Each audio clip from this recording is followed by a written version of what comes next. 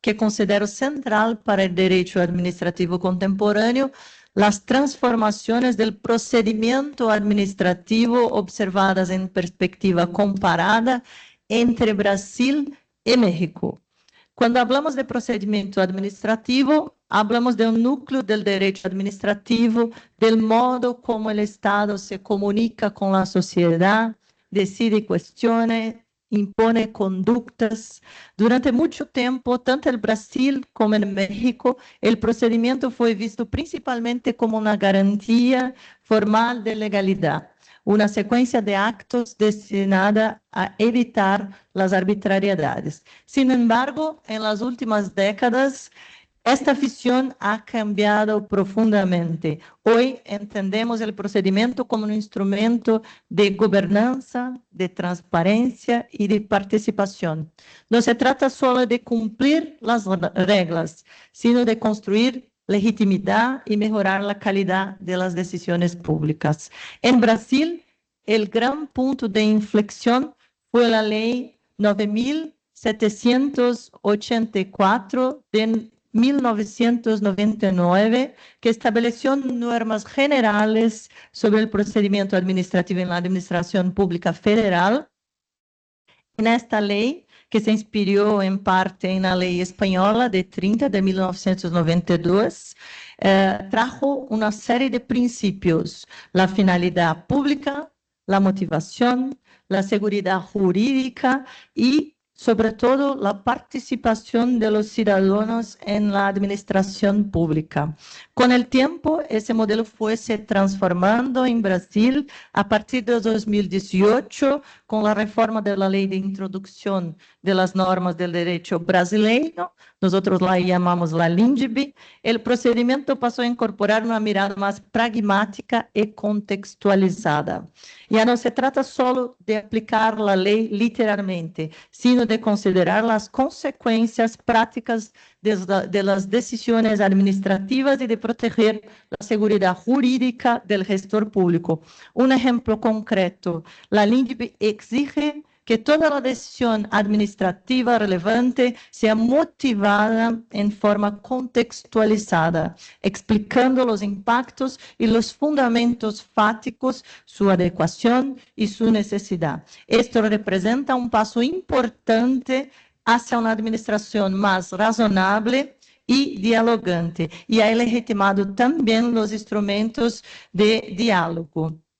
Otro movimiento importante en Brasil es la digitalización. En los últimos años, casi todos los órganos federales adaptaron plataformas electrónicas de procedimiento, lo que permitió agilizar trámites, pero también generó nuevos desafíos. ¿Cómo garantizar el debido proceso cuando hay decisiones automáticas? ¿Cómo asegurar la transparencia y la auditabilidad en entornos digitales? Son preguntas que hoy ocupan el centro de debate brasileño y los proyectos de leyes. México también ha vivido un proceso de transformación. La Ley Federal de Procedimiento Administrativo de 1994, de 4 de agosto de 1994, fue un punto de partida para construir una estructura moderna orientada a la eficacia y al respeto de los derechos. Pero el salto más reciente se dio con la Ley General de Mejora Regulatoria, aprobada en 2018, como la transformación también de Brasil. Esta ley creó el Sistema Nacional de Mejora Regulatoria, que impulsa la simplificación de trámite, la evaluación de impacto regulatorio y la consulta pública. Nosotros también en Brasil tenemos evaluación de impacto regulatorio y consulta pública, pero están en otra ley, están en la ley de las agencias reguladoras y también la ley de la libertad económica. Esta lei criou um sistema nacional. Em outras palavras, México adotou uma visão de governança regulatória em la que o procedimento deixa de ser um fim em si mesmo e se converte a um meio de alcançar melhores políticas públicas. Outro aspecto distintivo es la búsqueda de la coherencia institucional. Mientras que en Brasil cada ente federativo tiene su propia ley de procedimiento, en México hay criterios más unificados, especialmente a nivel federal. Pero hoy en día, en Brasil, hay dos proyectos que intentan nacionalizar el procedimiento administrativo también, como en México. Tanto el proyecto 2481 de 2022, como también la reciente reforma administrativa que está ahora en discusión en el Congreso Nacional. Durante la pandemia, México aceleró la transición al expediente electrónico, lo cual trajo grandes avances, pero también nuevos dilemas jurídicos. ¿Cómo garantizar la validez de las notificaciones digitales? ¿Cómo preservar la integridad del expediente electrónico y el derecho de defensa?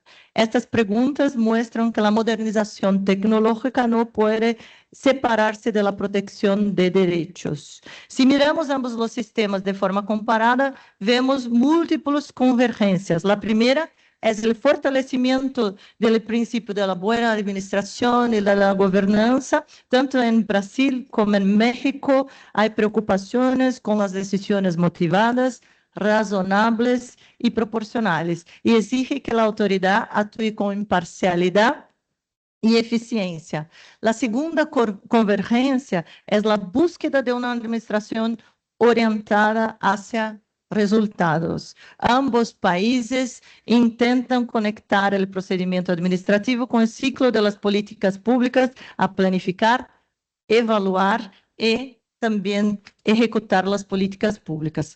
El procedimiento ya no es solo una obligación jurídica, sino una herramienta de gestión pública. Y la tercera convergencia es la transformación digital, el expediente electrónico, la firma digital, la tramitación en línea y los sistemas automatizados de realidades compartidas. Pero todos estos avances traen la misma advertencia. No se puede sacrificar la garantía del debido proceso en nombre de la eficiencia.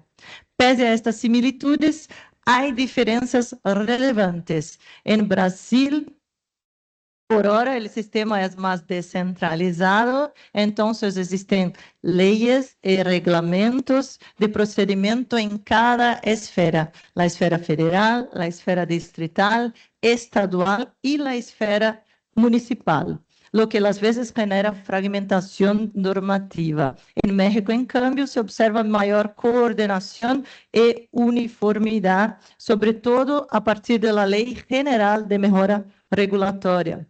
Otra diferencia muy grande está en el control judicial.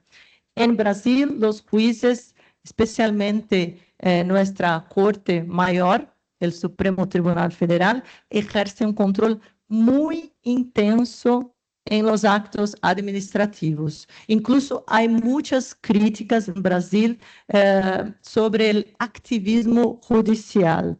Y en México, la vía principal de cuestionamiento es el juicio de amparo, que protege los derechos frente a la administración. Pero ahora hay también críticas académicas sobre la reforma judicial y la reforma de juicio de amparo. Estas diferencias reflejan tradiciones jurídicas diversas, pero también muestran que ambos los países buscan lo mismo, arreglar el sistema de control a la administración pública. Y un otro tema muy interesante es la frontera, la nueva frontera entre inteligencia artificial y decisión administrativa. Una dimensión emergente, una dimensión fascinante es el uso de la inteligencia artificial en la gestión pública. En Brasil, algunos órganos de control, como nos dice Vivian acá, experimentan muchas herramientas, los algoritmos para detectar irregularidades y priorizar procesos con robots y con softwares de control. En México, la digitalización también ha abierto la puerta a sistemas automatizados de resolución y de análisis, pero esto plantea dilemas éticos y también dilemas jurídicos. ¿Puede una decisión automatizada cumplir con el deber de motivación? ¿Cómo garantizar la explicabilidad, la responsabilidad humana con los robots? Estamos entrando em algum tempo que alguns chamam procedimento administrativo algorítmico, que exige regras claras de transparência, supervisão e auditoria de sistemas. A ideia não é rechazar a tecnologia, pero adaptá-la ao devido processo para que sirva o interesse público e não lo substitua. Então, como podem ver, há muitas similitudes entre o sistema mexicano, o brasileiro, as questões todas. Todavia me han perguntado sobre a violência também. Temos também muitos problemas com as máfias, com a violência da polícia, com a corrupção. Como todos os países latino-americanos, temos muitos pontos em comum e temos que compartilhar nossas experiências para arreglar nossos sistemas e encontrar respostas a todos estes problemas latino-americanos. E o desafio de nosso tempo no procedimento administrativo é combinar três dimensões: a tecnologia, a participação e a ética ou integridade pública. É importante cambiar, pero nem todos os cambios são evoluções.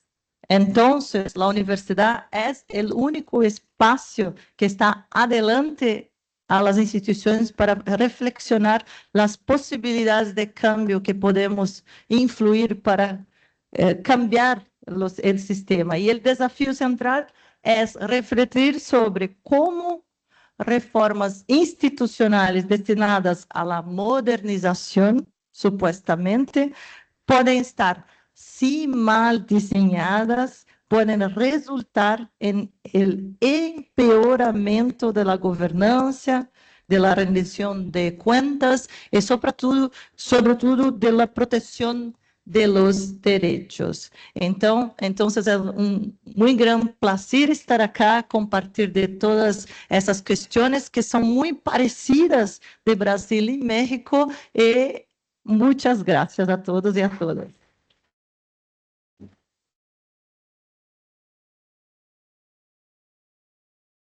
Muchas gracias a la doctora Irene y vamos a continuar con el doctor Humberto Rubén Dragustinovis Perales, que es un licenciado en Derecho con maestría en Derecho Fiscal y maestría en Administración Pública. Además es doctor en Derecho por la Universidad Autónoma de Tamaulipas y actualmente se desempeña como jefe de la División de Estudios de Posgrado e Investigación de la Facultad de Derecho y Ciencias Sociales de la UAET, institución en la que el profesor es profesor de esa misma carrera. Él nos va a hablar sobre el derecho a una buena administración pública. Adelante. Gracias. Muy amables. Bien, déjenme acomodar el micrófono, porque aquí estoy como que batallando. Bien, pues muchas gracias por escucharnos. Sé que a veces estos ejercicios pues suelen ser interesantes, pero también pues digamos que nos lleva un esfuerzo, ¿no? de estar recibiendo todo este conocimiento que realmente tratamos de poderlo comunicar eficientemente. Cuando empezamos con una plática sobre esto, pues podríamos pensar, ¿por qué el derecho a una buena administración pública y por qué eso resulta ser interesante? Bien, ¿qué es lo que podemos de alguna manera ver a través de las diferentes conferencias que hemos escuchado a los diferentes ponentes? Bueno, pues que el desarrollo de las actividades de las personas servidores públicas resulta ser una relación compleja entre gobernantes y gobernados. Esta intervención se caracteriza por una serie de responsabilidades y expectativas.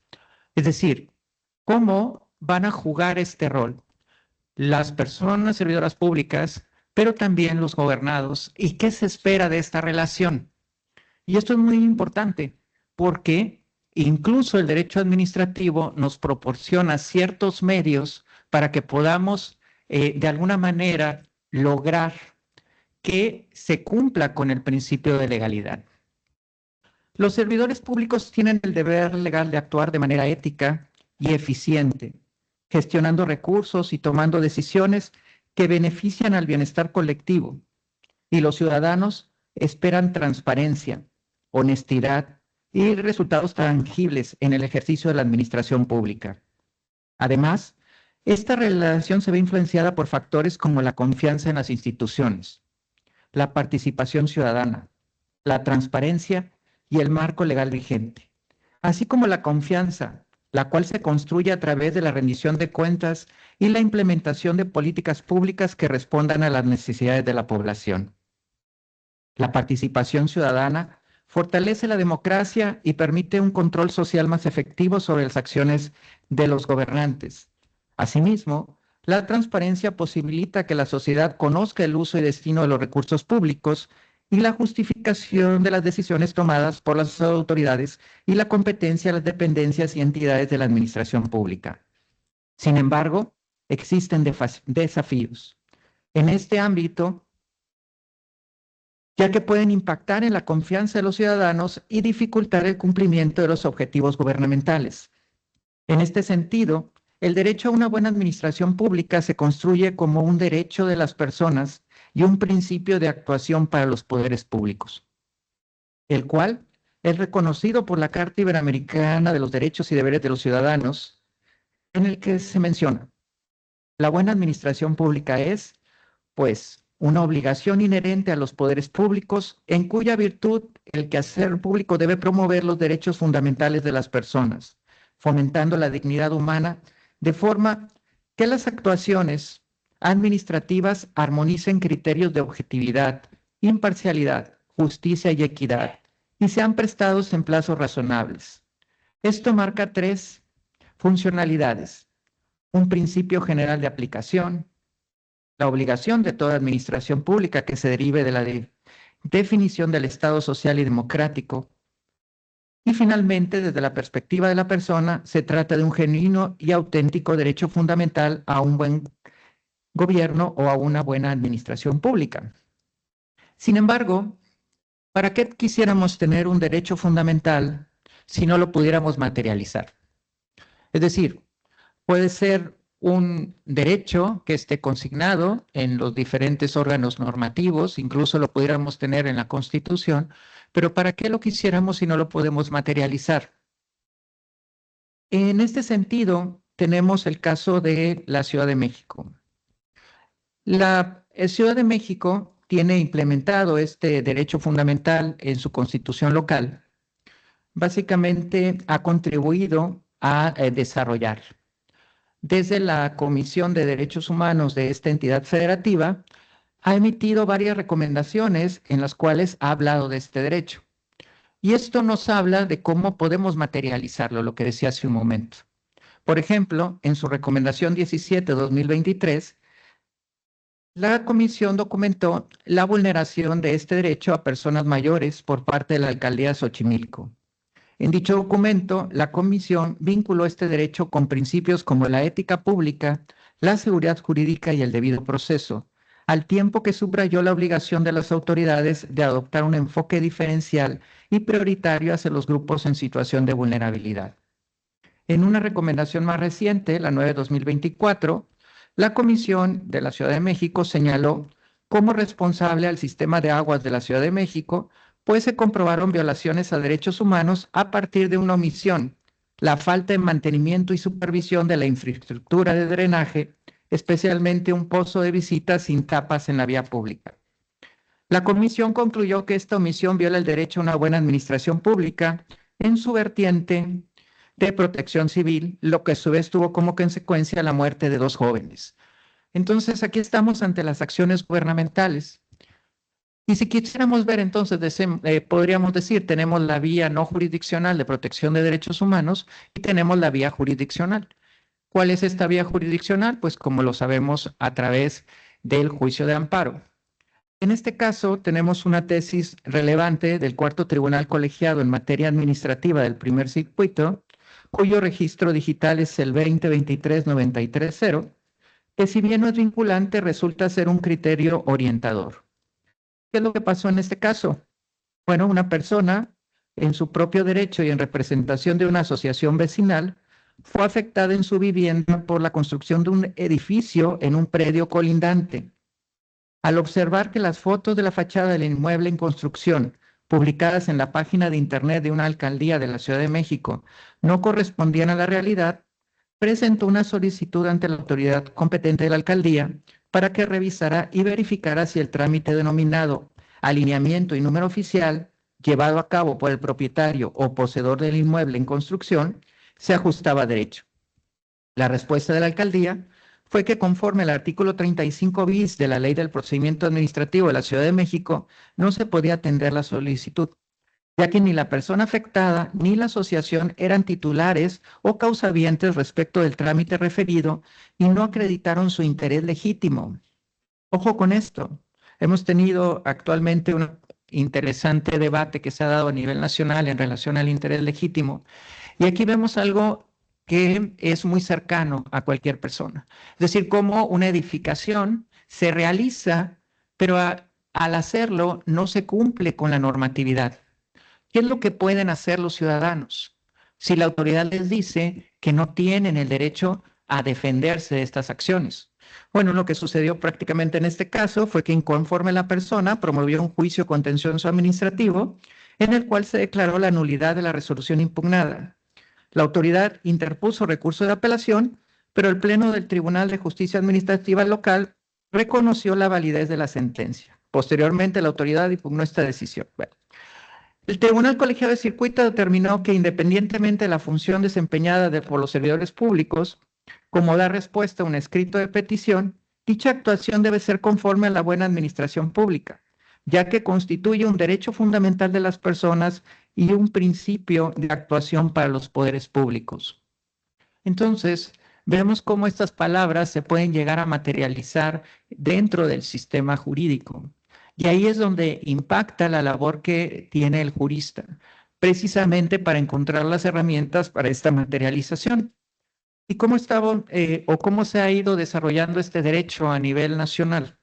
Bueno, en el Estado de Hidalgo, el artículo 3 de su Constitución local señala que todas las personas tienen derecho a una buena administración pública y a los derechos que de ella deriven.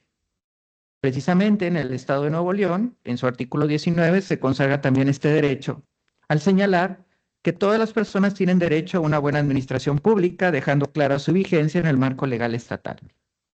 En Oaxaca, el artículo 12 establece que toda persona tiene derecho a una buena administración, entendida como la adopción de medidas orientadas a la correcta organización de los bienes y servicios públicos. En el caso de Quintana Roo es el artículo 17, el derecho humano a una buena administración pública, el cual debe ejercerse conforme a principios de eficiencia, eficacia, generalidad. De igual manera, el Estado de Yucatán establece este derecho y en el Estado de México le dieron un giro y aquí lo bautizaron como el derecho a un buen gobierno. ¿Cuál sería la propuesta que básicamente traigo en esta ocasión?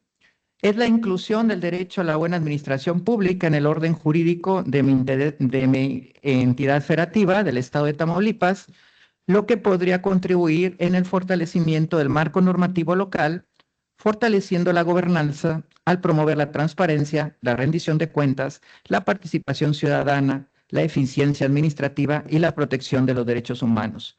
La medida contribuiría a construir un gobierno más abierto, honesto y orientado al bienestar colectivo, contribuyendo en la construcción de la confianza y promoviendo el compromiso de los ciudadanos con sus instituciones públicas, ya que se reconocería plenamente este derecho fundamental a una administración pública eficiente. Muchas gracias por su atención.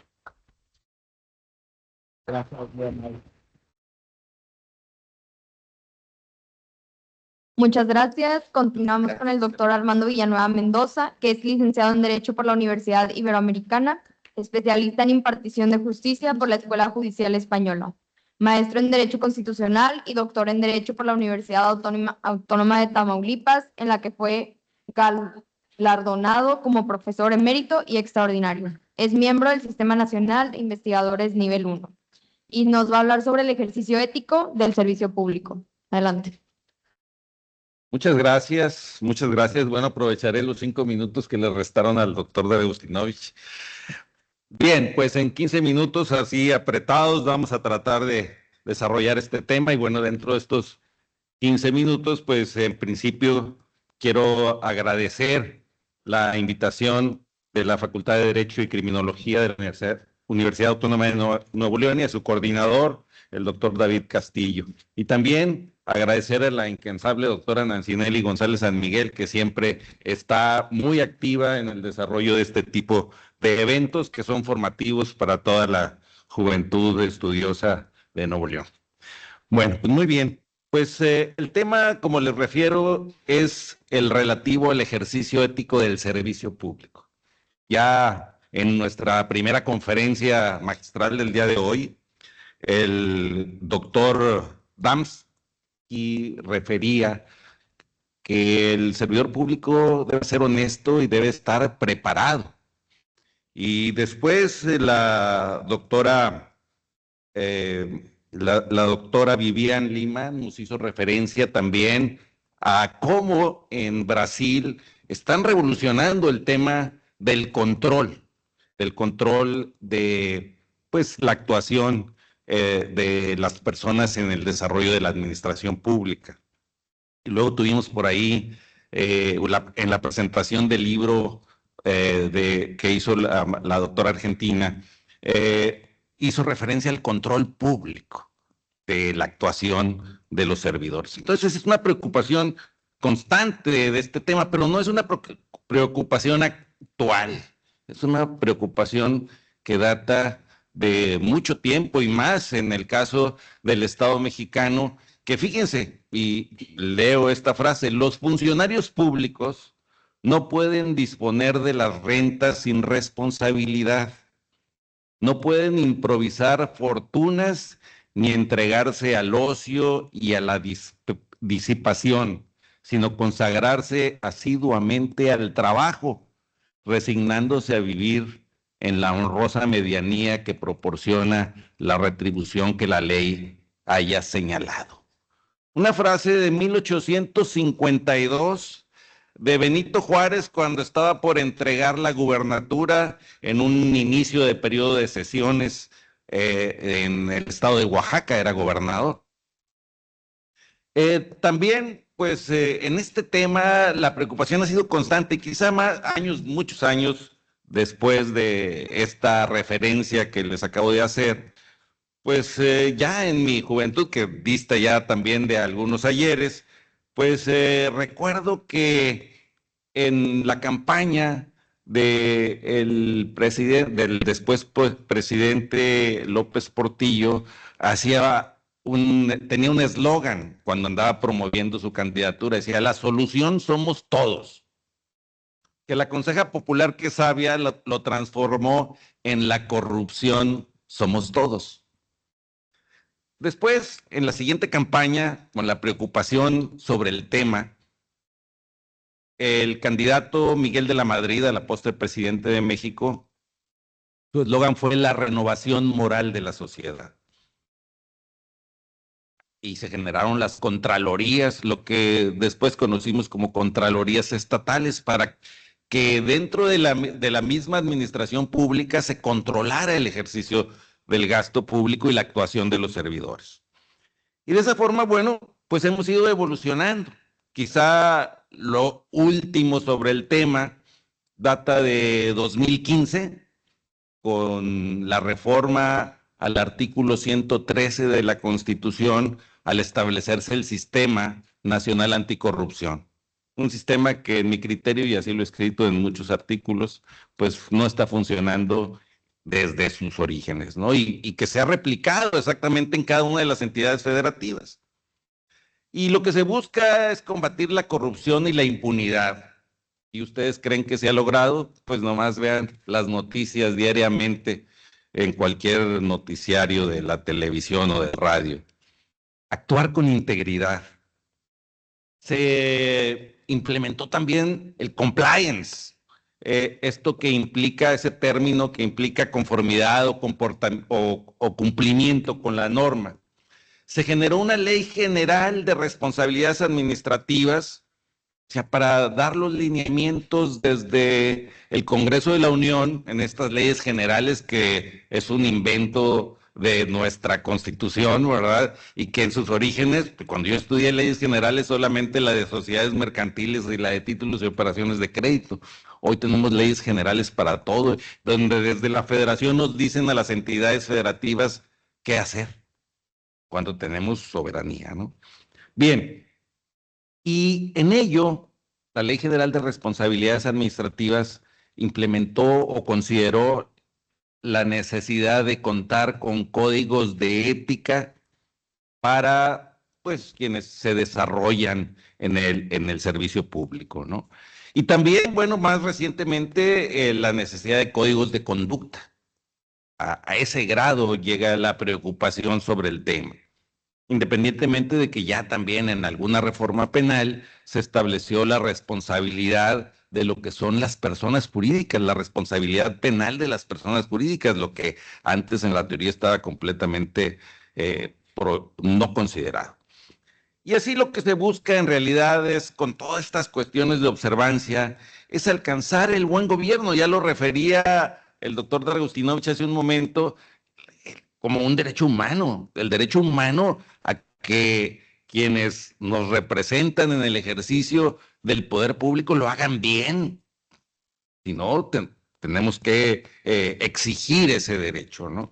Y bueno, pues para alcanzar ese buen gobierno se ha pensado que hay que prevenir la corrupción, hay que contar con servidores públicos íntegros, con instituciones que sean eficaces, eficientes, inclusivas, íntegras, transparentes. Y en eso de la transparencia, bueno, pues es importantísimo la rendición de cuentas. Una transparencia que pues parece ser que se ha minimizado al desaparecer ese órgano autónomo constitucional que era el líder del Sistema Nacional de Transparencia, que era el INAI, ¿verdad? Bien, el compliance ha sido algo a lo que se le ha apostado, y creo que voy a ir más rápido porque no me va a alcanzar el tiempo. El cumplimiento normativo es importante y el compliance que empezó en la actividad privada, bueno, pues se ha incorporado también al sector público. Es importante también, pues, o lo que se busca a través de, pues, no una política pública, porque la ética en el servicio público es más un medio para el cumplir adecuadamente las políticas públicas del Estado. Lo que se busca es dignificar el servicio civil de carrera, acompañar preventivamente al servidor público en el desarrollo de sus funciones para que no incurra en responsabilidades, el generar la modernización tecnológica, como lo refería la doctora Vivian, ¿verdad? Con todo este tipo de robots que nos pueden auxiliar, claro que hay que invertirle, ¿verdad? Cuidar el gasto público, que también pues cada vez lo vemos más limitado. Generar una transparencia proactiva, o sea, no nada más la transparencia que te marca la legislación, sino todavía más allá de lo que la legislación marca. Y un tema importante, impulsar la participación social, porque hoy parece ser que la sociedad está dormida, y me incluyo quizá entre los que están somnolientos, porque dentro de estas acciones también debemos de generar la cultura de la denuncia, y generalmente la denuncia la desdeñamos. No queremos meternos en problemas, mejor aguantamos. Y eso, pues lo único que hace es ir llenando la olla express hasta el momento en que estalla, ¿no? Y bueno, pues hay que obviamente también fortalecer la vigilancia a través de todos estos medios modernos que nos han referido, y además generar precisamente entre la comunidad, entre la colectividad, una nueva moral, una moral y una ética, pues que impulsen al cumplimiento de las disposiciones normativas. Y para ello, bueno, pues hay que considerar principios, valores y reglas.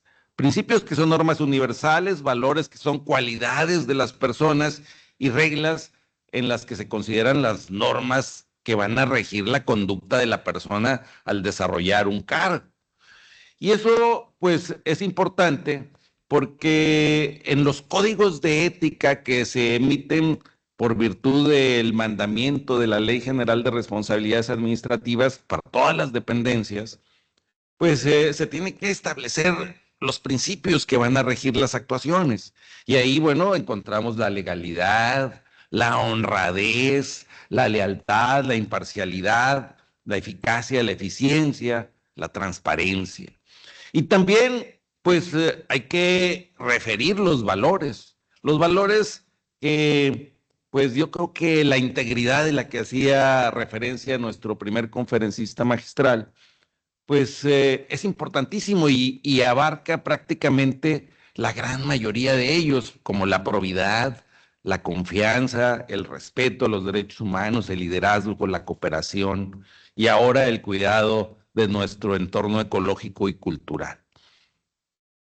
Y así, bueno, pues encontramos pues estos principios generalmente regulados en esos códigos de ética y también los valores. Y prevalece este tema de la integridad. ¿Qué es la integridad? Preguntaría así como con los premios en la presentación de los libros, pero yo creo que mejor se las platico. Cualidad de ser recto y honesto. Actuar de acuerdo a nuestros propios principios, a nuestros propios valores, incluso cuando no nos ven, ¿sí? Ser coherentes entre lo que pensamos, entre lo que decimos y entre lo que hacemos. Y bueno, pues al final de cuentas, esto implica el cumplimiento de la palabra y de todas las promesas que realizamos. La integridad comprende la honestidad, la coherencia, la responsabilidad, la dignidad, el respeto, la conciencia, la confiabilidad. Una persona íntegra es confiable. Y bueno, pues además de estas disposiciones contenidas en los códigos de ética, también existen las reglas de integridad que generalmente pues también señalan o refieren los códigos, pero que después son realizadas o desarrolladas por los códigos de conducta. Estos códigos de conducta que definen qué hacer ante la presentación de algún problema. Bien, pues así encontramos que existen obligaciones éticas de los servidores públicos y que se le presentan en el desarrollo de sus actividades dilemas que hay que resolver precisamente aplicando esto. Evitar la impulsividad. ¿Cuántos funcionarios o cuántos servidores públicos son impulsivos? No reflexionan en sus acciones. Evitar optar por complacer. ¿Cuántos también por no quedar mal? Ahí te ayudo, te autorizo, etcétera. Evitar delegar para que otro resuelva. No, pues yo no firmo, mejor firma tú. O por ejemplo, el procrastinar para eludir la responsabilidad. Esto de postergar. Ahí el que venga que resuelva, ¿verdad? Algo muy común. Entonces, todo esto debe generar actitudes para priorizar y reflexionar las decisiones que se lleguen a tomar.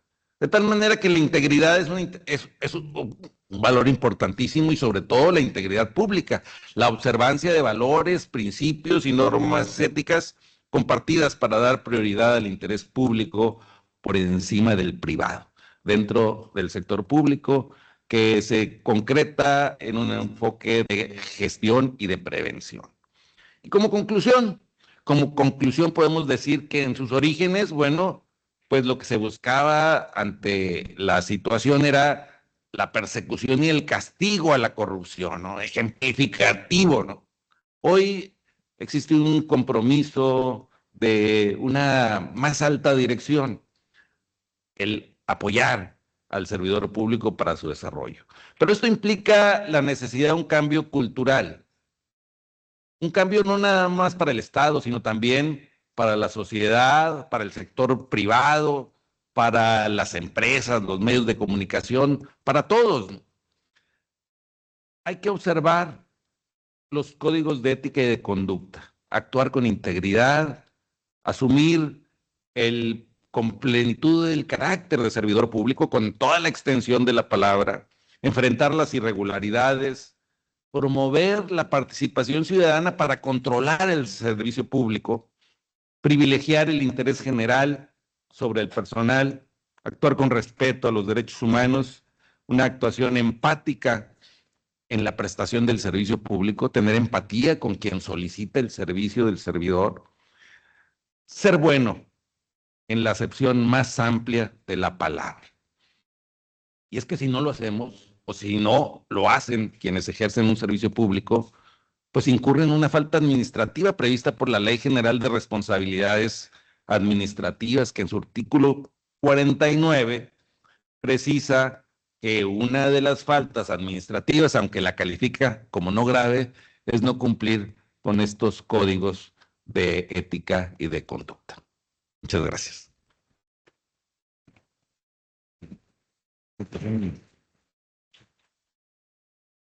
Gracias al doctor por su contribución y por último le cedo la palabra a la doctora Adriabelia González Beltrones, que es docente e investigadora de la Universidad de Sonora, integrante de su cuerpo académico.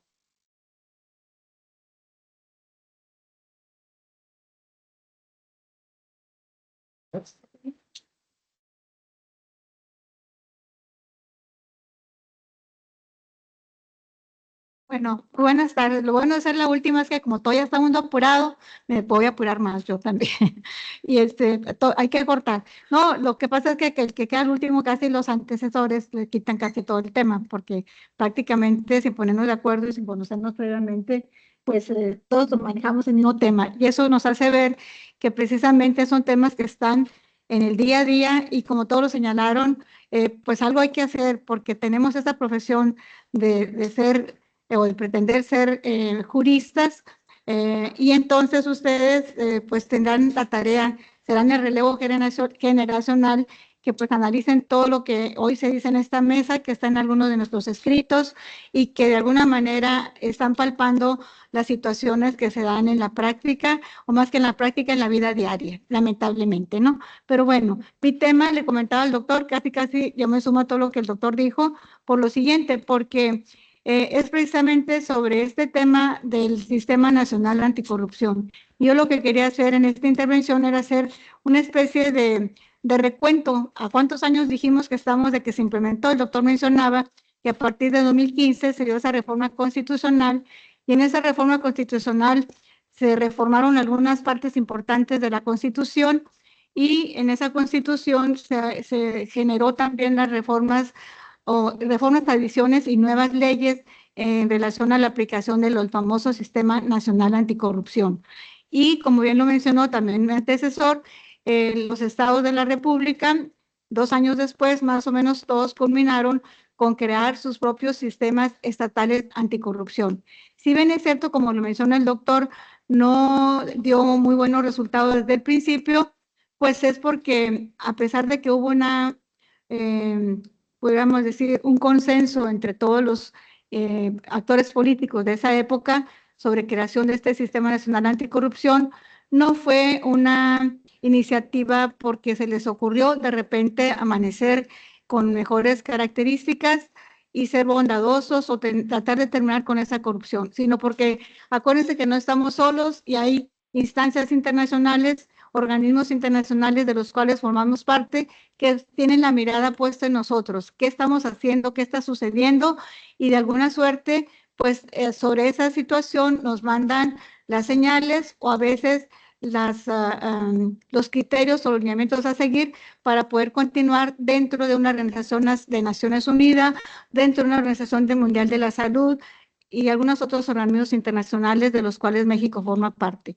Si queremos dinero también prestado, pues obviamente el Fondo Monetario Internacional presenta ciertas reglas para que podamos solicitarlo.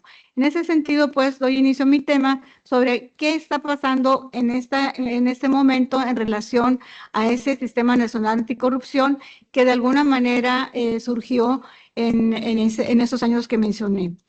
El control del que hablaban los compañeros, que es pudiéramos decir nosotros, es una palabra que articula todas nuestras presentaciones, es precisamente que en la administración, tanto sea pública como privada, es una parte inherente o una función correspondiente el control.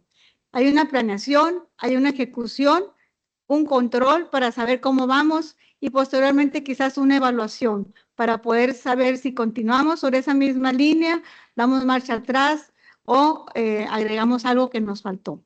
Entonces, ese control es inherente a toda administración pública. Y aquí tenemos que hacer referencia a la administración pública nacional, la administración pública de las 32 entidades federativas. El doctor hablaba muy bien. El invento de las leyes generales, a través de las cuales el Estado, en este caso nacional, pretende darle la vuelta o simular que estamos en un Estado federal, pero que, porque así lo dice la Constitución, con un sistema de Estado federal, aunque en los hechos hemos sido siempre un Estado centralista. Entonces, cuando se dan esas leyes generales, implica, si los estados de la República no tienen una ley que regule la materia de que se trata, esta ley entra en vigor. Y entonces decimos nosotros, ¿qué están haciendo nuestros congresistas? ¿Por qué les pagamos tanto si no están legislando? Y si tienen la ley de la materia que va a pasar, están obligados a armonizar. ¿Qué significa armonizar? Pues a tratar de que no contravengan lo que dice la ley general, y entonces, pues los estados siempre tenemos puestos encima de nosotros al poder central. Entonces, mi tema es que el estado que guardan para efectos los órganos encargados del control interno y externo, locales y nacional de los poderes ejecutivo, legislativo, judicial y los órganos autónomos, aunque a nivel nacional quedan muy pocos, y la mayoría de las entidades federativas está haciendo, pues en este caso, la misma línea, siendo la misma línea, desapareciendo órganos tan importantes como el que mencionó mi antecesor, en este caso del órgano que era el garante de que los ciudadanos de alguna manera pidiésemos información a las autoridades, y si ellas no nos contestaban, a través de una solicitud de este órgano, intervenía para, revisando la actuación nuestra como de las autoridades, pues obligaba a que diera esa responsabilidad, perdón, esa información. ¿Y qué tiene que ver esto? Precisamente con lo que mencionaba el doctor, pues el comportamiento de los funcionarios públicos y no incurrir en actividades que den como consecuencia una responsabilidad de tipo administrativo, de tipo penal, de tipo civil, dependiendo, y sin embargo, en ese caso, pues estamos en las responsabilidades de tipo administrativo. Eso nos dice que al constituirse el Sistema Nacional Anticorrupción, un capítulo muy importante que se reformó fue precisamente el título que se llama ahora de las responsabilidades de los funcionarios públicos. ¿Qué es lo que les interesa a nosotros destacar para que ustedes se lo lleven, jóvenes? La Constitución modificó, además del título, las infracciones que podían cometer los funcionarios públicos y las sanciones correspondientes. Entonces, no es que antes no estuviese contemplado, lo que pasa que antes no se separaban las infracciones graves de las infracciones no graves. Y entonces, en la propia Constitución dice, las infracciones graves van a ser sancionadas por, en este caso, no el órgano jerárquico superior del funcionario que cometió la infracción, sino que lo va a hacer dependiendo de la circunstancia, o el Tribunal de Justicia Administrativa, o el Instituto Superior de Auditoría y Fiscalización, como es el caso de Sonora, o su homólogo nacional, que sería la Auditoría Superior de la Federación, o en aquel entonces la Secretaría de la Función Pública, ahora se llama Secretaría de Bienestar, no, de Buen Gobierno y Administración, algo así. Le cambiaron el nombre, pero son esas funciones que le corresponden. Entonces, en esta situación, yo he mencionado que hay una distorsión de lo que significa el que un jerárquico superior pueda sancionar la conducta de un jerárquico inferior. Entonces, suponiendo que, si llevamos al ejemplo, para que les quede más claro, un padre de familia que tiene hijos y uno de sus hijos comete una infracción no grave, él lo va a sancionar. Pero si cometiese una infracción grave, lo va a llevar a que lo sancionen los abuelos o el vecino de enfrente o cualquier otra persona. Entonces dicen, no, ¿cómo? Si el control está precisamente como algo inherente de la administración y por lo tanto tengo que revisar qué se está haciendo bien o no para poder sancionar. De ahí partimos que ese código de ética que el doctor hace señalamiento del comportamiento que actualmente se debe observar por los funcionarios públicos, pues obviamente tiene que tener algún efecto. Y si ustedes revisan los portales del Tribunal Federal de Justicia Administrativa y los portales de sus homólogos en las entidades federativas, van a encontrar que hay muy pocos casos de responsabilidades administrativas, de juicios que se hayan intentado y más que se han intentado que hayan sido sancionados. ¿Por qué razón? Porque después de que ustedes reciben un curso de ética o muchos cursos sobre comportamiento del funcionario público de compliance, como dice el doctor, todas estas nuevas modalidades que pretenden, pues, aportar un poco más para el comportamiento de los funcionarios públicos, entonces ellos tendrían que comportarse bien y por lo tanto, pues, pocos juicios van a llegar precisamente a esas instancias. ¿Para qué? Pues para sancionar. Si no hay nadie que sancionar, pues van a tener menos trabajo los tribunales. Entonces se cuestionan, ¿pero por qué le estamos pagando tantos salarios tan elevados si no están resolviendo casos? ¿Sí les queda claro? Entonces, ¿pero qué preferimos? Mejor que se disminuya el número por lo menos de funcionarios públicos que estén en esos tribunales de justicia, pero que tengamos toda una administración pública del orden nacional, estatal o municipal, que se comporten, como decía el doctor, con integridad, ¿verdad? Que tengan el compliance, que es decir, que siempre estén observando qué dice la norma, cómo la aplico, pero además el criterio de oportunidad o el criterio del derecho a la buena administración. Entonces, en ese sentido, tenemos que nosotros darnos cuenta que la administración pública, tanto del orden local como estatal y municipal, pues tienden a exigirle a cada uno de sus funcionarios públicos el comportamiento, sobre todo el derecho a la buena administración. Y aquí hablaba nuestro antecesor sobre el derecho a la buena administración y dijo dos soluciones, más bien dos ejemplos de nuestra República Mexicana en los que ya se observa el derecho a la buena administración como derecho fundamental, y eso hace la diferencia, porque los demás estados que no tenemos el derecho a la buena administración contemplado en la Constitución como un derecho humano, tenemos que seguir otro camino de los cuales el doctor mencionó muy bien. Tendríamos que nosotros, en primer lugar, irnos a la Carta de Derechos y Deberes, ¿verdad? En lo que sería la aplicación del nuevo paradigma de los derechos humanos en nuestra Constitución, y se llevaría un poquito más de tiempo, pero al final del día pues, lograríamos, en este caso, hacer efectivo el derecho a la buena administración. Pero yo iría más allá, porque la propia Constitución menciona las características de ese derecho humano, de todos los derechos humanos que están contemplados en los primeros artículos de nuestra Constitución, que no basta con que ahí se digan todas las características que ese derecho humano debe de tener para ser contemplado como tal, sino debiera haber, en todo caso, quién se va a encargar de que se cumpla. Por ejemplo, la reforma sobre derechos humanos, alguien por allá contestó, ¿desde cuándo se observó? De 2011. Ok. ¿Ustedes creen que el derecho humano al agua potable es efectivo para todos? ¿Y por qué no se ha hecho valer? ¿O quién está midiendo? Porque dice que deberá cumplir en forma progresiva. O sea, desde el 2011 a la fecha, ¿quién ha estado midiendo progresivamente hasta cuándo? Si no hubo un diagnóstico previo a la entrada en vigor de los derechos humanos, ¿cuántas personas faltaba hacer uso del derecho humano al agua? Pues entonces, ¿cómo podemos medir a 2025 si se ha cumplido progresivamente o no? ¿En qué condiciones? Si les queda claro. Derecho humano a la educación de calidad. Esta es una institución bastante valorada, pública, de mucha calidad.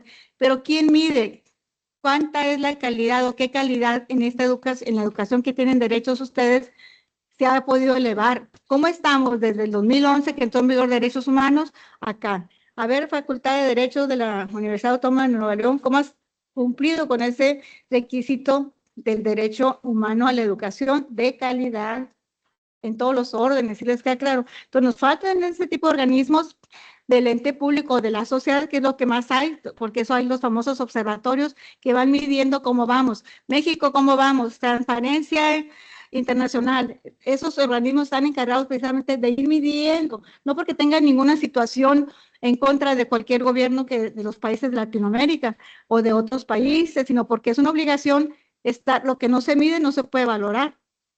¿Sí? ¿Qué tanto hemos avanzado? ¿De acuerdo? Entonces, ahora el Sistema Nacional de Anticorrupción está 6 años inactivo. No lo pudo desaparecer el anterior expresidente de la República Mexicana por diversas razones, pero básicamente si no lo pudo desaparecer, lo inmovilizó, lo neutralizó. Es lo que hizo. Y desapareció. Y los funcionarios públicos que tenían un puesto, se les iba venciendo y en lugar de suplirlos, ¿y quién exigió que se dieran esos nombramientos? ¿De qué medio lo hicimos? Entonces, jóvenes, ustedes tienen una gran responsabilidad. Primeramente, hacer una inmersión en qué son los derechos humanos, qué es lo más importante, la más importante reforma que se ha hecho en nuestra Constitución desde que tenemos esta Constitución vigente. Pero sobre todo para saber cómo se cumple con ellos el Estado, quién lo mide, cómo está y qué medios, como decía los que nos antecedieron, de qué forma podemos ejercer esos derechos que están ahí, si les queda claro. Entonces, pero bueno, eso es todo por mi parte, porque ya todo el mundo está desesperado por irse, me queda un minuto. Agradezco a la doctora Cancinelli, a las autoridades de esa universidad.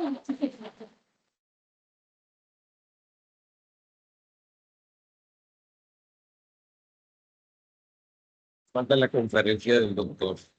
Perdón. Muchas gracias a los ponentes de esta mesa que nos aportaron muchas cosas importantes el día de hoy y procedo a entregar los reconocimientos. Al maestro Ismael Cortines Escandón.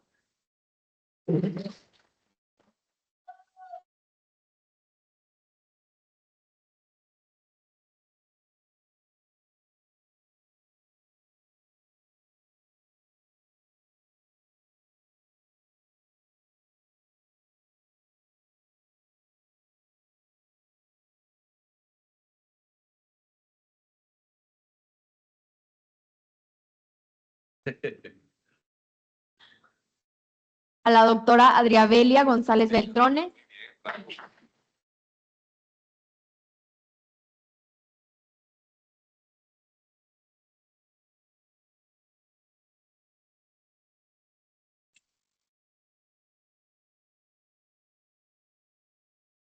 A la doctora Irene Patricia Noara.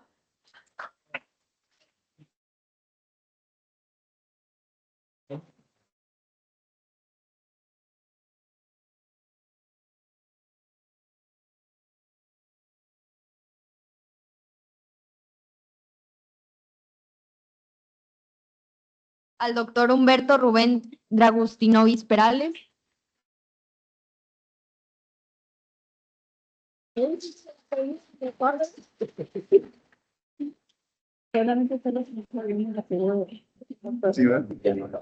Y por último, al doctor Armando Villanueva Mendoza.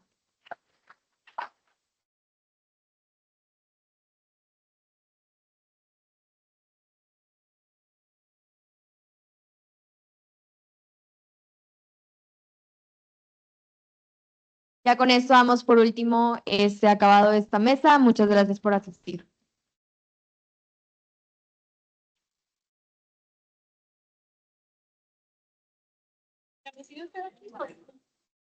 De esta manera, damos por concluida la mesa 5, que lleva de nombre la Administración Pública y las Políticas Públicas del Gobierno, agradeciendo profundamente las reflexiones y aportaciones compartidas por los ponentes, quienes han contribuido en el análisis de los retos y perspectivas de la gestión pública y de las políticas gubernamentales en el contexto actual. De igual manera, expresando un sincero reconocimiento a la moderadora Mariana Lisset Soria Elizondo por su destacada participación y su valiosa conducta de esta conducción de esta mesa de trabajo. En agradecimiento y a su compromiso y colaboración, le otorgamos el siguiente reconocimiento. A nombre de la Facultad de Derecho y Criminología de la Universidad Autónoma de Nuevo León, otorga el presente reconocimiento a Mariana Lisset Soria Elizondo por su participación como moderadora de las Jornadas Internacionales de Derecho Administrativo de la Mesa Administración Pública y las Políticas Públicas de los Gobiernos.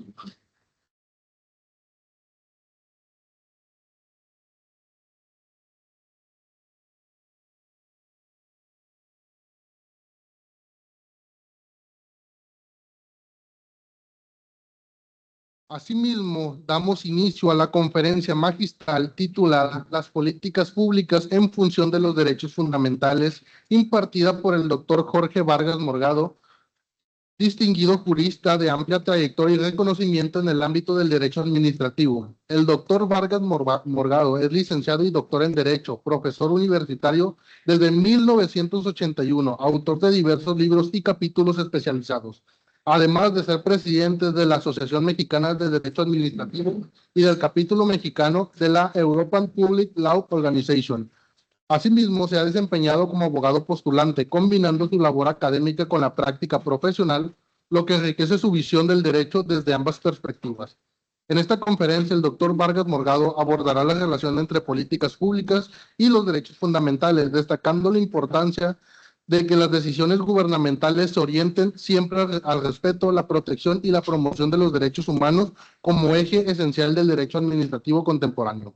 Agradecemos su presencia y su disposición para compartir con nosotros su experiencia y conocimiento en el marco de estas jornadas internacionales del derecho administrativo. Un fuerte aplauso.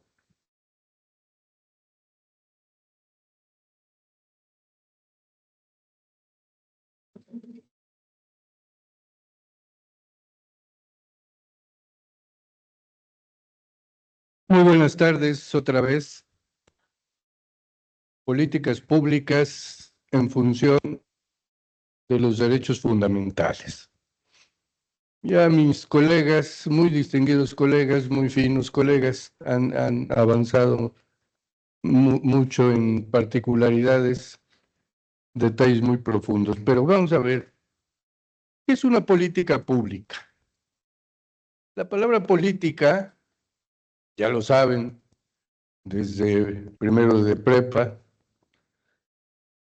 se refiere a la ciudad, polis, y cos, lo relativo a la ciudad. Tiene muchas acepciones. La acepción que le encanta a los grillos de los partidos es el arte de ganar el poder y conservarlo, ¿no? El partido que sea, tienen eso en mente. Y tiene otros varios sentidos. ¿Cuál es el sentido que nos interesa a nosotros? De política junto con el apellido pública.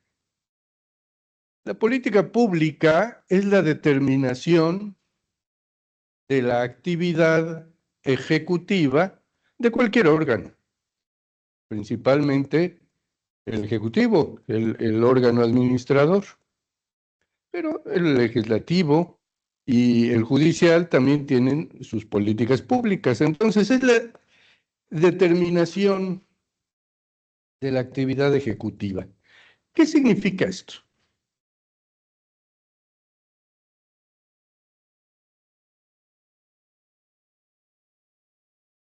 ¿Soy yo? No.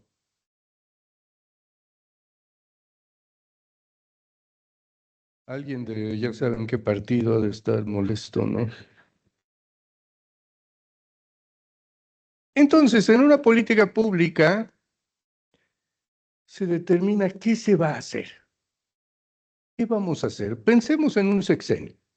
Pensemos en un sexenio federal. ¿Qué vamos a hacer? De tal manera que la política pública va a determinar objetivos. ¿Qué vamos a lograr? Y estos objetivos van a estar desmenuzados con metas. Son 6 años, pueden ser metas por cada año, por cada semestre, por cada mes. Estrategias. ¿Cómo vamos a movernos para lograr ese objetivo alcanzando metas particulares? La estrategia. Lineamientos, que son ya detalles más específicos, y podemos así seguir bajando en la especificidad. Pero digamos, una política pública podría ser que no haya hambre en el mundo. Pues no, ¿verdad? Esa es una política pública de una candidata a Miss Universo, ¿no? Ya ven cuando se pregunta, ¿y tú qué quieres? Que no haya hambre en el mundo. Ah, pues está bien, vamos a darles de comer. Eh, es decir, con esta broma, quiero señalar, se tiene que ser preciso.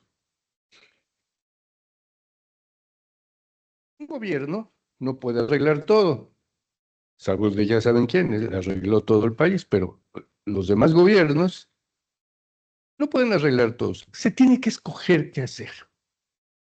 ¿Sí?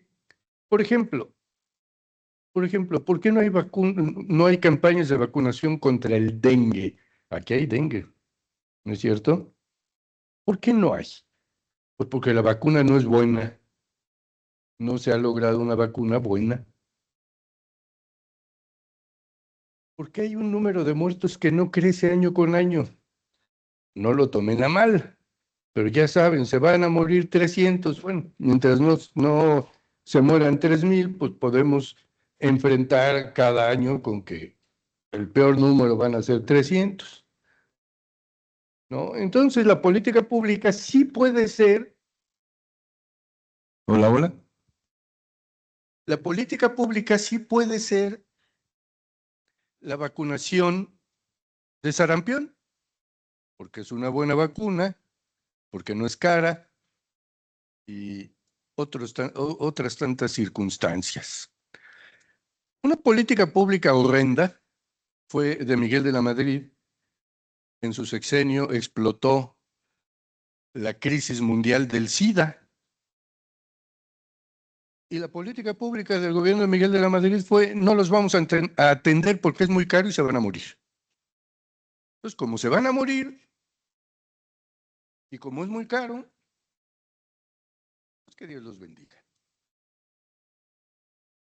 ¿Sí? Es decir, en ese sexenio hubo campaña contra el paludismo, el sarampión, y se atendió esto, pero no el SIDA. ¿Sí? Actualmente, pues ya es difícil que alguien se muera de SIDA. Si hay tratamiento, ya no es carísimo y tal. ¿Sí? Fíjense, una política pública muy interesante de cuando el doctor Villanueva y yo éramos jóvenes. Acabar con la viruela.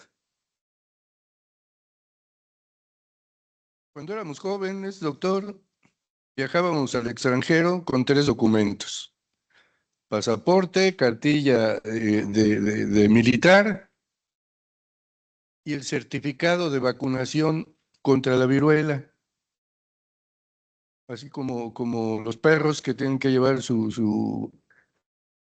bueno, como con el COVID, ¿se acuerdan, no? Tenía uno que llevar el certificado del COVID. Bueno, la viruela era un gran problema en el mundo. Entonces la política pública de más de un sexenio, fue una política pública que duró más de un sexenio, fue erradicar la viruela en el país. Entonces se estableció ese objetivo: vamos a acabar con la viruela. Metas. No me acuerdo muy bien, pero tampoco importa. Cada año y medio, un círculo va a quedar libre de viruela.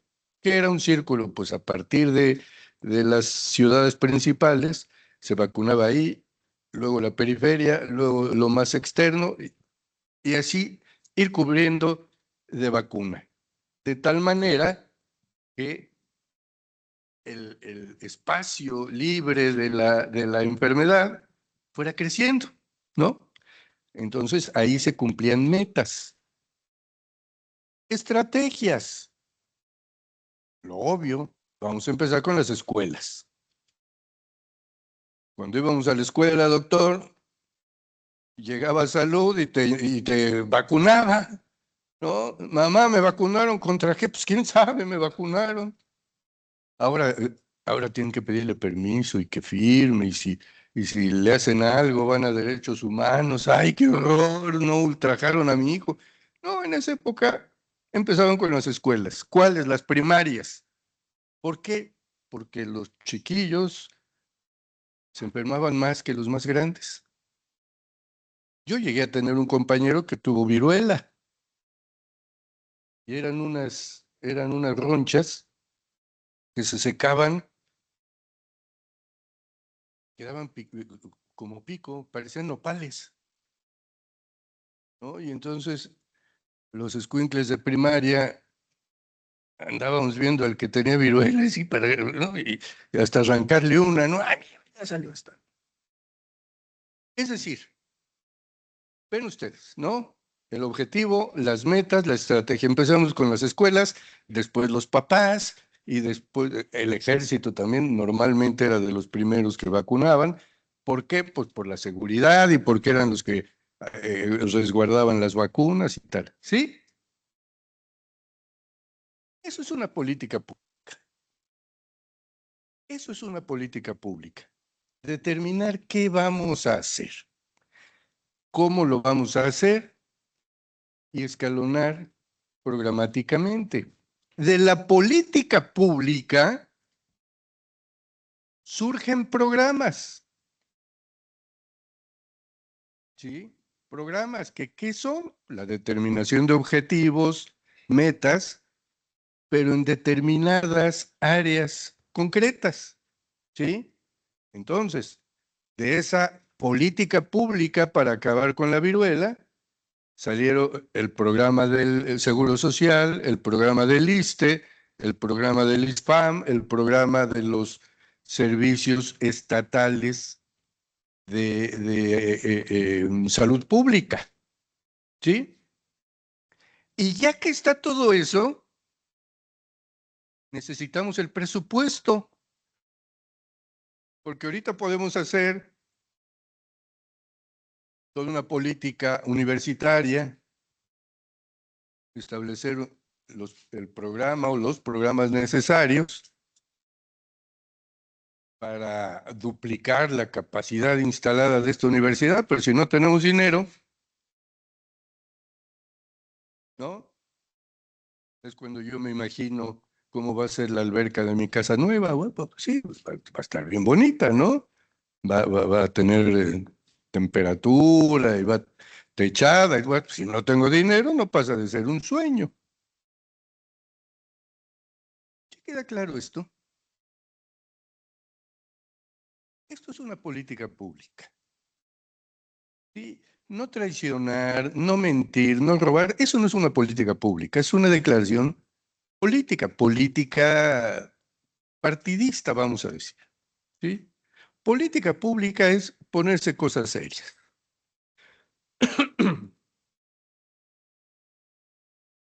Fíjense, las realidades de nuestro país. Yo vivo en Querétaro desde hace casi 8 años. 2 veces me ha tocado que en la universidad se preparan cursos para los ayuntamientos recién electos. Los cursos para decirles que es una política pública, para decirles que es una actividad de control, ¿no? Con profesores avesados en los temas. ¿Y qué creen que ha sucedido? Las 2 ocasiones, ¿no? Una vez y 3 años después, no asistió ningún presidente municipal triunfador. Ninguno.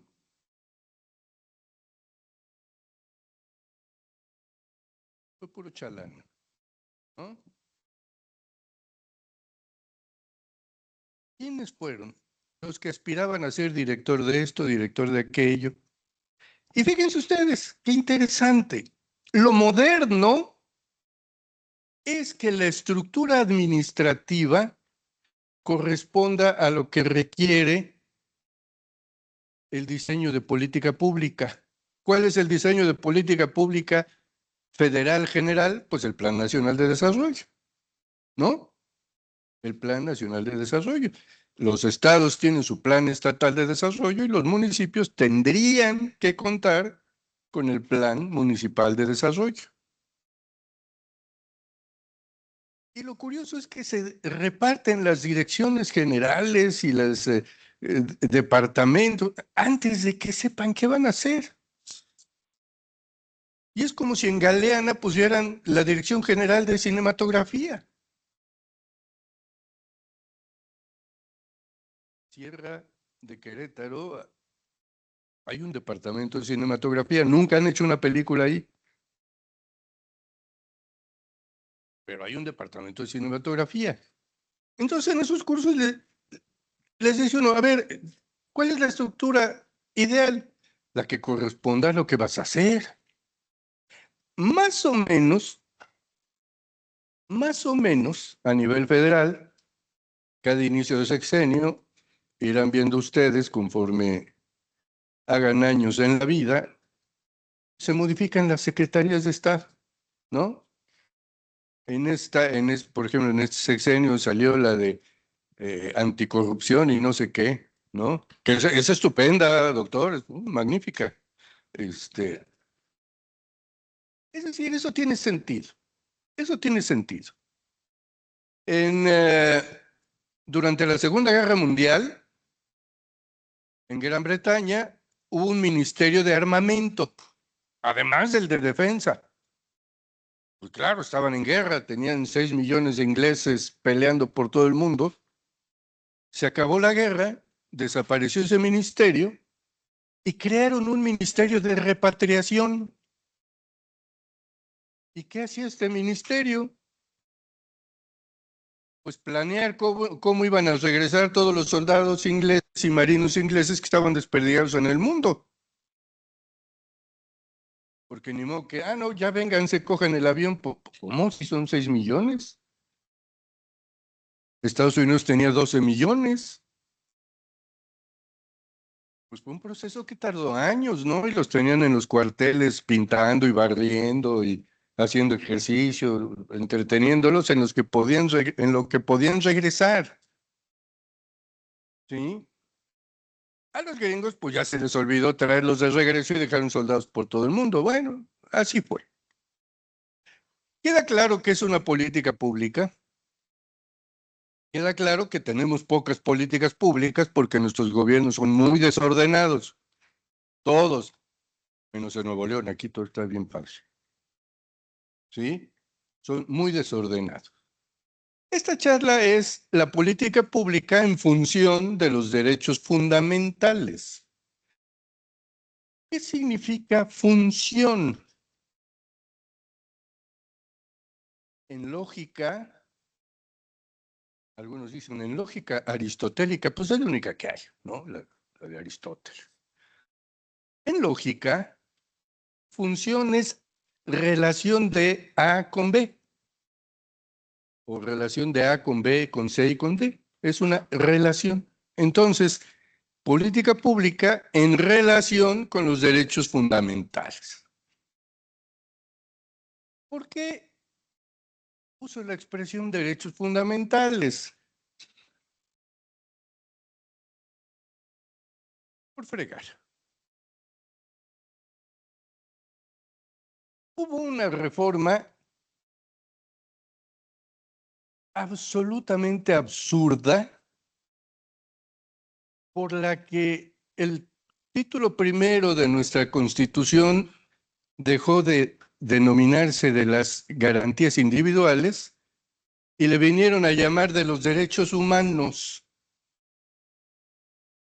como resultado de una sentencia de la Corte Interamericana de Derechos Humanos por el caso Radilla. Y los legisladores, que suelen ser, imagínense al señor Noroña multiplicado por 630, bueno, los otros no hablan, pero son iguales. ¿Qué dijo la Corte en el caso Radilla? No voy a analizar el caso Radilla, pero dijo la Corte, no necesita México cambiar su constitución, lo que necesita es aplicarla. ¿Qué hizo México? Cambiar la constitución.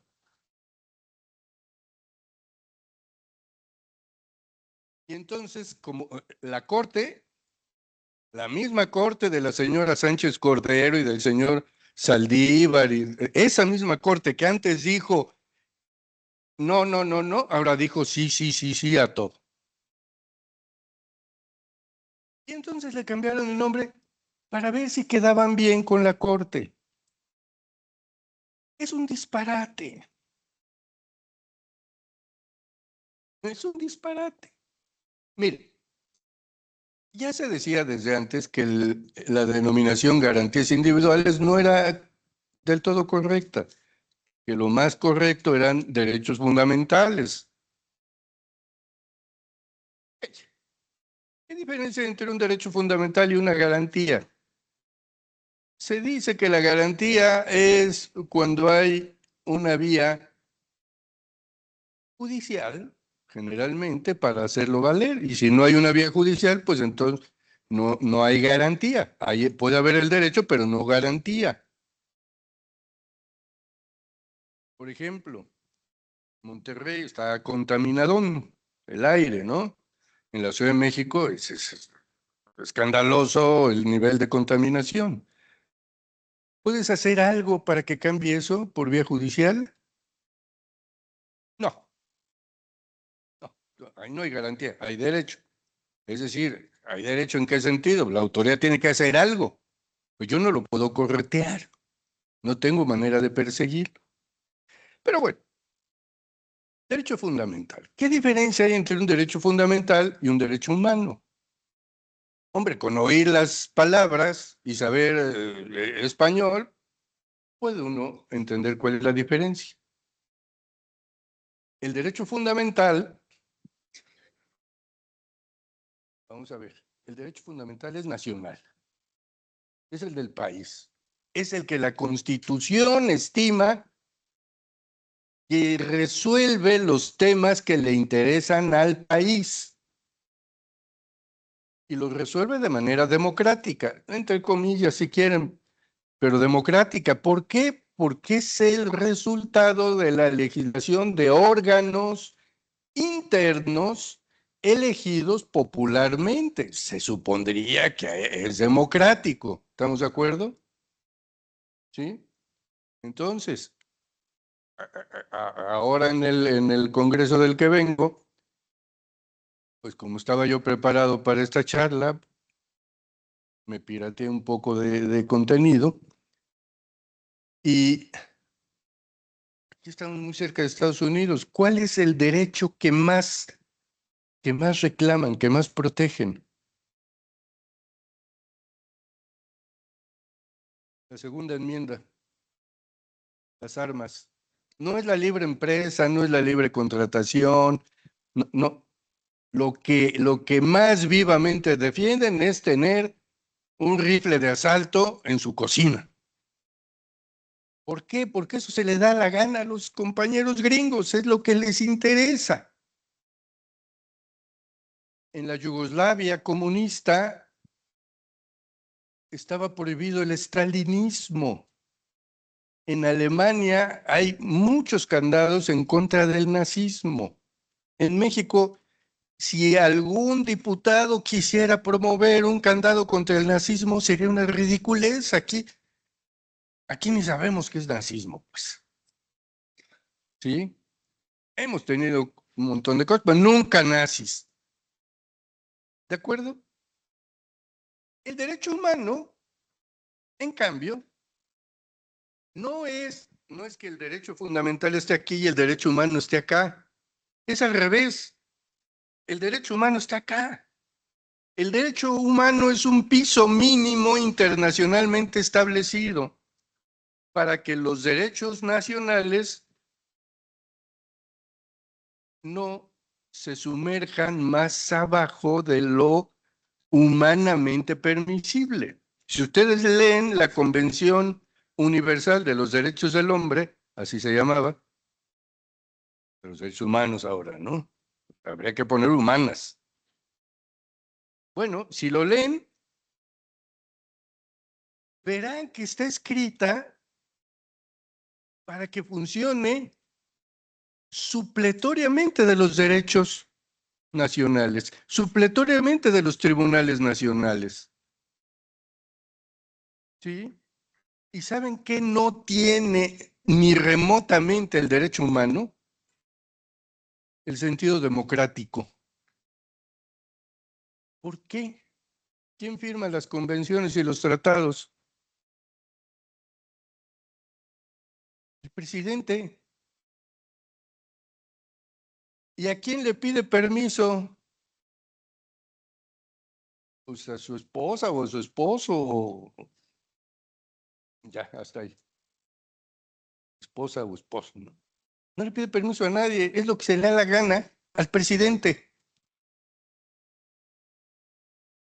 Y eso no es democrático. ¿Se han preguntado ustedes por qué no hay un solo derecho humano relativo al tema tributario? No hay un derecho humano para lo tributario. Los fiscalistas se me enojan. No, la fundamentación, la motivación. No, eso no es tributario, eso es para todo. Pero a que no hay un derecho humano que diga ningún gobierno me puede robar más del 70% de mi ingreso. Es decir, dejarme menos del 70% de mi ingreso. ¿Por qué los gobiernos no se ponen un límite a lo que nos pueden robar? Porque nos los roban, ¿no? Nos los roban. Es decir, no sé si alguien de ustedes siente que los impuestos que pagan ustedes o sus papás o en fin, está 100% reflejado en su ciudad, en sus servicios. No, ¿verdad? No. La Secretaría de Agricultura tiene más expertos en la Ciudad de México que en todo el país. Es decir, pura burocracia. Pero a ver, sigamos con esto. No hay derechos, no hay una convención universal de derechos tributarios. Hay en cambio una pseudo doctrina despreciable y diabólica del mínimo vital. ¿Qué es lo que nos dice el mínimo vital? ¿Cuál es el mínimo que te debo dejar para que no te mueras? Aparte de eso, te puedo quitar todo. Claro, si lo pone alguien favorable al mínimo vital, se va a echar un rollo así, una novela entera. Pero el mínimo vital es eso. ¿Cuánto necesitas para no morirte? Ah, bueno, eso es lo que te voy a dejar. Todo lo más te lo voy a quitar. Así las cosas, aclarado el punto de que los derechos fundamentales no son los derechos humanos, que los derechos fundamentales tendrían que ser la máxima estructura, el máximo desarrollo de lo que nuestras aspiraciones nacionales esperan encontrar en el régimen jurídico y no esperarnos a que Arabia Saudita, Pakistán y Somalia quieran firmar un acuerdo internacional. Sí quedamos claros, ¿no? Ahora bien, las políticas públicas están establecidas de acuerdo a mis derechos fundamentales o no. No. Las políticas públicas están establecidas de acuerdo al interés del gobierno. Y me echo un tiro con quien quiera.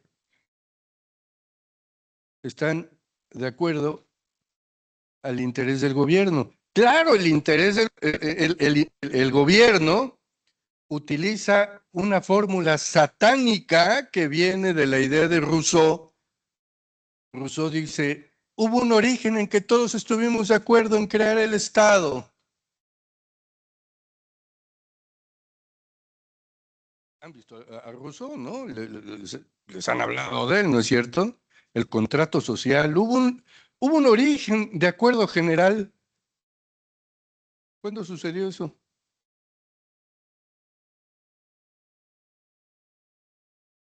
Nunca. ¿Cuándo ha habido un acuerdo general para iniciar un Estado? Nunca.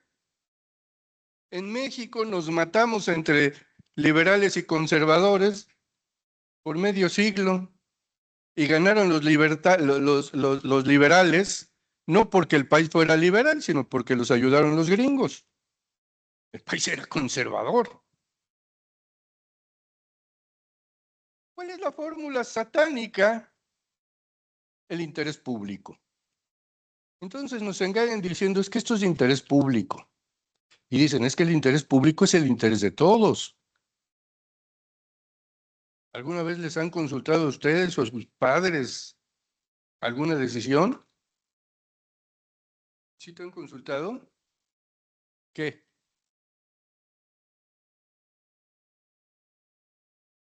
¿Qué te han consultado?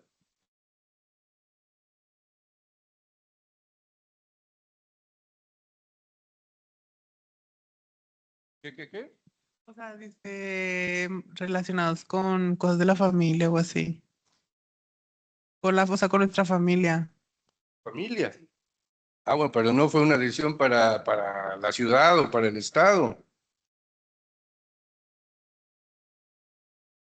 Se supone, y hay toneladas de tinta vertida sobre el papel donde nos dicen que el interés público es el interés de todos. ¿A ti te interesa la ley de puertos? La ley de puertos. La ley de puertos dice que es de interés público. Entonces dice uno, ¿cómo va a ser esto de interés público si estamos en Monterrey? Y aquí no hay puertos.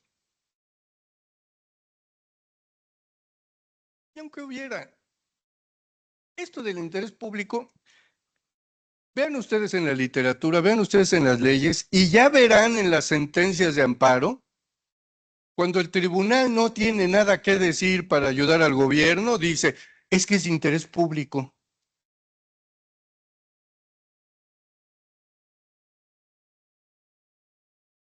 Es de interés público, entonces me callo, porque es de interés público. Sí, las políticas públicas usan el sortilegio mágico, diabólico de lo establecemos por interés público, cuando que debieran decir, esta política pública es en función del derecho al trabajo, es en función del derecho a la libre expresión, es en función del derecho a la libertad religiosa, es en función del derecho de los padres a educar. Los padres en México han perdido el derecho de educar. Ahora unos fulanos marxistas quieren adoctrinar a los niños y un padre no puede decir nada. En Canadá, si un padre le dice a su hijo, no, tú no eres niña, eres niño, le quitan al niño. Y empieza su tratamiento de transición. Y cuando el niño tiene 15 años y dice, pues no, yo sí quería ser niño, ¿por qué me hicieron esto? Ahí sí callados. En Inglaterra dejaron de hacerlo por las demandas. Entonces ya dijeron, no, a los niños no les cambien el sexo porque ya nos están demandando y estamos teniendo que pagarles mucho. O sea, no fue por buenos, no fue por moral, no fue por atención a la biología. Fue porque costaba mucho. Entonces, este es el punto.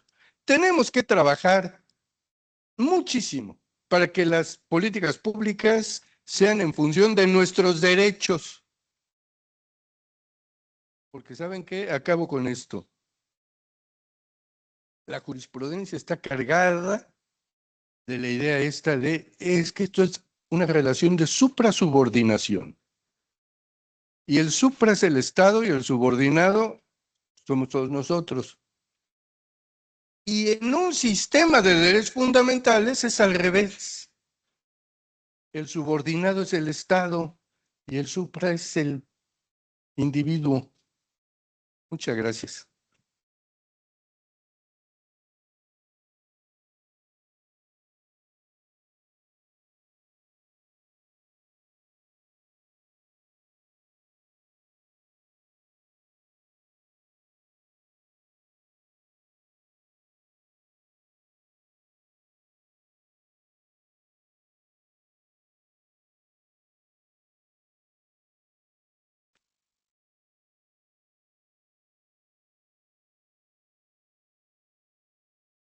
Con esta brillante exposición, damos por concluida la conferencia magistral titulada Las políticas públicas en función de los derechos fundamentales, impartida por el doctor Jorge Vargas Morgado. Agradecemos profundamente su valiosa participación y las aportaciones compartidas que sin duda enriquecen la comprensión del papel que desempeñan las políticas públicas en la protección y garantías de los derechos fundamentales dentro del marco del derecho administrativo.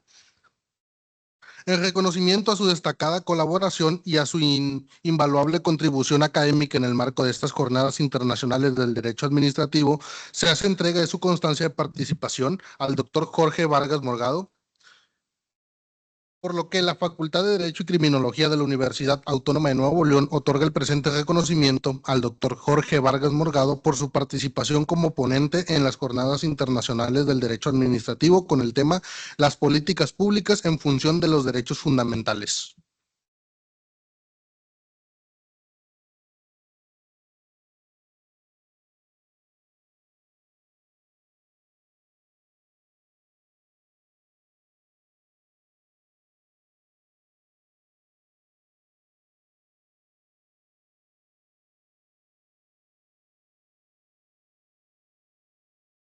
A continuación, cedo el uso de la voz a la moderadora Melissa Martínez Dávila.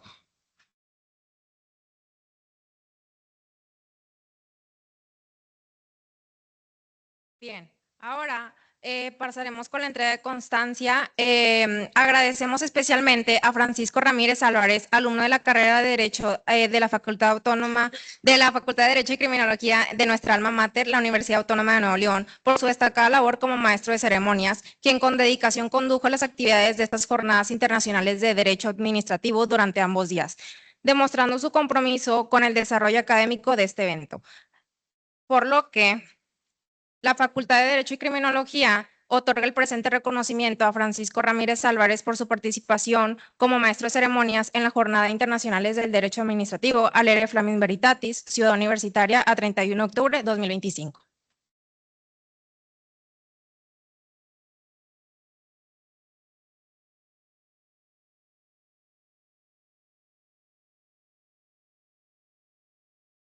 Ahora hago el uso de la voz al maestro de ceremonias.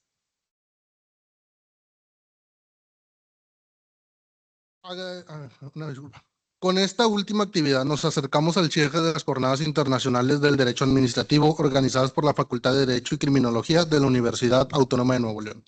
Antes de concluir, queremos expresar nuestro más sincero agradecimiento a quienes hicieron posible la realización de este importante evento académico. Extendemos un reconocimiento especial a la doctora Nancinelli González de San Miguel, al doctor Francisco Javier Coquis Velasco y al doctor Jorge Vargas Morgado, quienes se desempeñan como coordinadores de estas jornadas.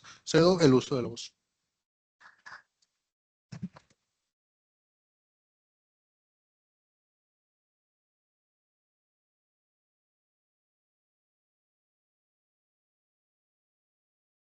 Primero que nada, agradecer al doctor David Castillo por darnos esta oportunidad de seguir hablando acerca de lo que es el derecho administrativo, influir en ustedes en su aprendizaje y a todos los ponentes que hicieron el honor de estar dentro de esta casa. Asimismo, quisiera agradecer tanto de manera presencial como virtual los que nos siguieron dentro de estos 2 días, sin obviar a todos los que nos ayudaron como ponentes, también la integración de este cuerpo académico que a través de la maestra Sandra Oviedo González ha apoyado, bueno, cambie los apellidos, a la maestra Sandra González Oviedo que nos ha ayudado a la integración, al maestro Ismael Cortines que también nos ha ayudado, al doctor Alfonso González Santos, que siempre han estado impulsando este desarrollo dentro de nuestra universidad. Muchísimas gracias a todos.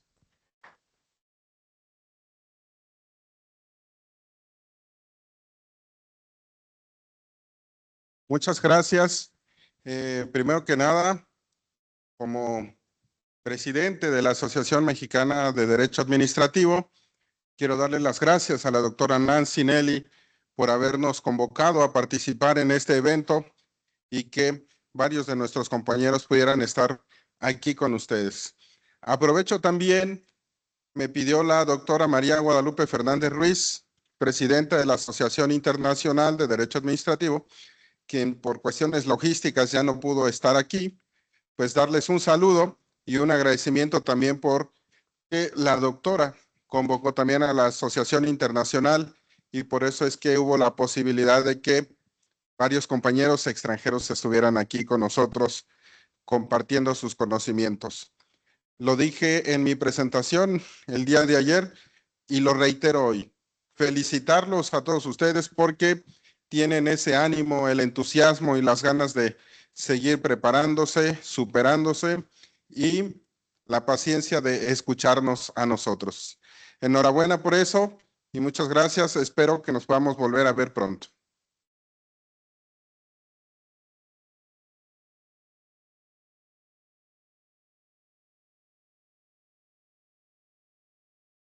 Me van a venir a sacar de aquí de tantas veces que he hablado.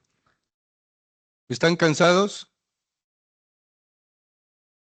Si no están cansados, les seguimos. Si están cansados es que cumplimos con la obligación y el esfuerzo, estamos cansados. A las 2:28 del día 31 de octubre de 2025, con mucha nostalgia, declaro clausuradas estas jornadas de Derecho Administrativo. Gracias.